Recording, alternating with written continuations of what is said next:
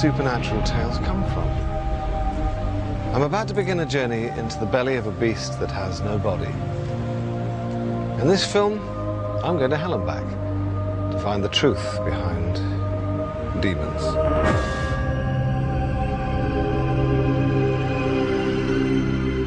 Demons have been with us forever.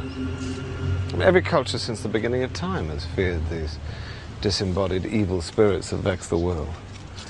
But today, we're beyond all that. Surely. A couple of years ago, I saw a TV show about exorcism still happening in Italy. What you're about to see is unique.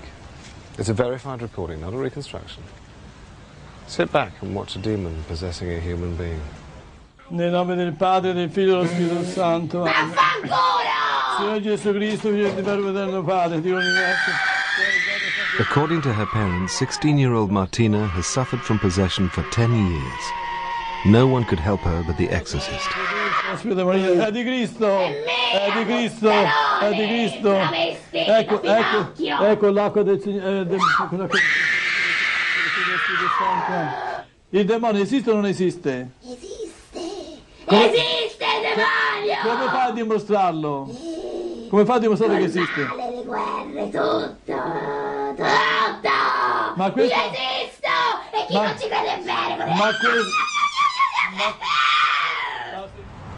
How do you begin to make sense of that? Well, that's exactly what I'm going to try and do.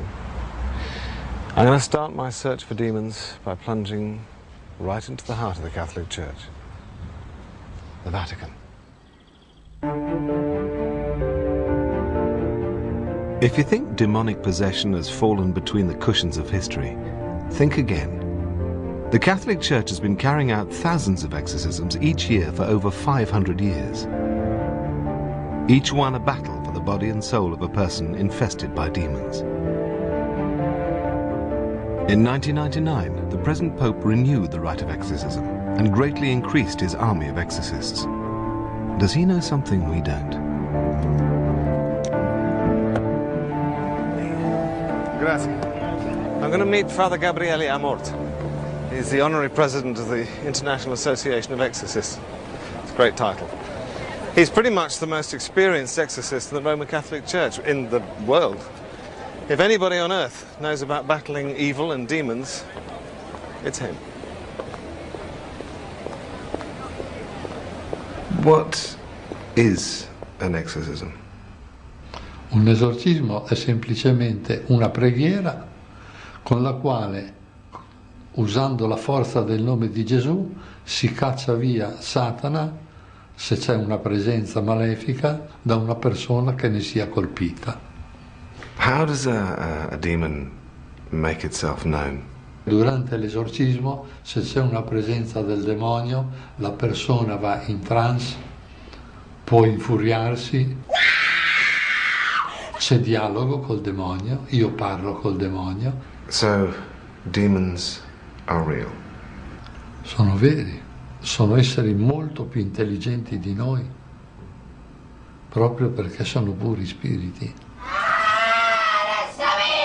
Are there any physical manifestations? Sì, il posseduto alle volte espelle delle cose concrete. Ne ho per esempio uno in cura di esorcismi che espelle chiodi. Wow. I chiodi che si materializzano nell'istante in cui escono dalla bocca, per cui non fanno mai nessun danno agli organi interni della persona.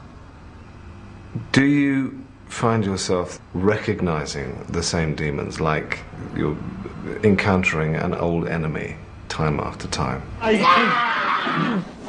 Sono tantissimi e i demoni, specie i più forti, quelli che hanno un nome biblico, per esempio Satana, Belzebul, Lucifero, Belial, Lilith, Meridiano, eccetera. Molte volte li ho incontrati, molte volte li incontro.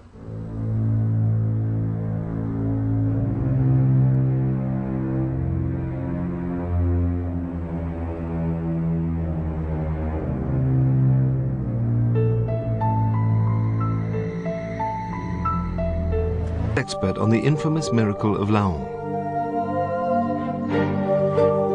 This apparently is the most famous and best documented case of Beelzebub ever coming to Earth.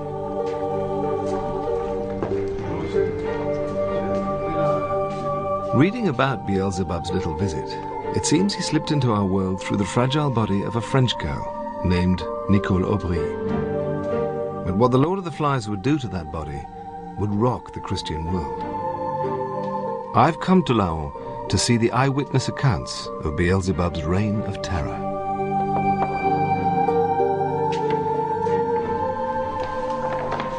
What is this? These are all copies of the official account that was commissioned by the King of France at the time in August 1566, contemporary with the events, or shortly after the events. This is 500 years old. Yes, about, yes. She wasn't terribly attractive. Well, no, at this point she wouldn't be, because she was disfigured by Beelzebub. Yes. Here her back is arched right over. She would arch over backwards, which is an incredibly difficult thing to do, so you couldn't see her head. Oh, I can do that.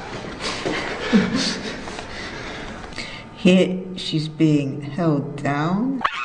Every time she was, in fact, superhumanly strong, so that several men had difficulties keeping her down. How old was she? She was 16. She was already married. Her husband and her family were present throughout.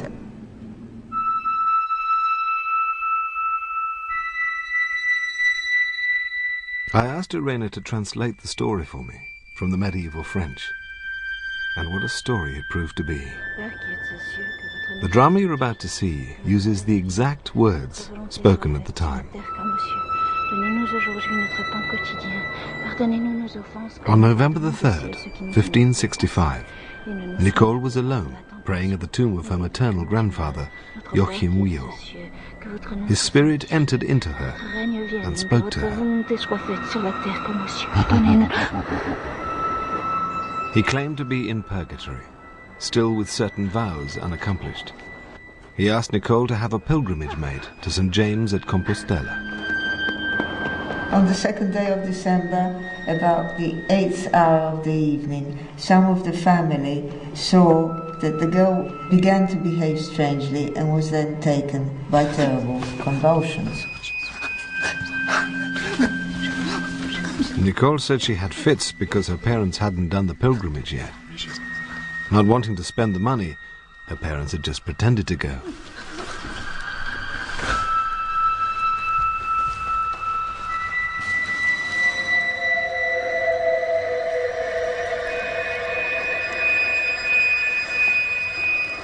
Nicole was not deceived. Her parents completely freaked.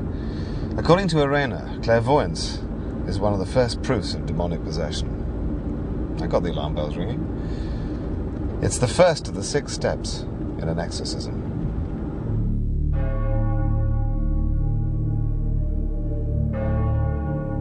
Her parents asked a Dominican monk, Pierre de la Motte, to call forth the spirit. Quand es-tu entrée en Nicole? Dès que j'ai quitté mon corps. Unable to comprehend what was happening, they took her to her local church and waited for help.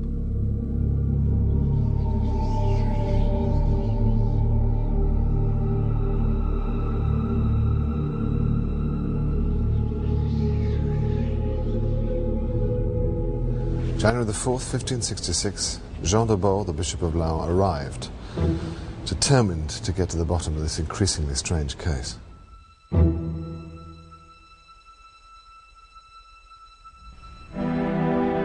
Croyez-moi, je vous dis que je suis son bon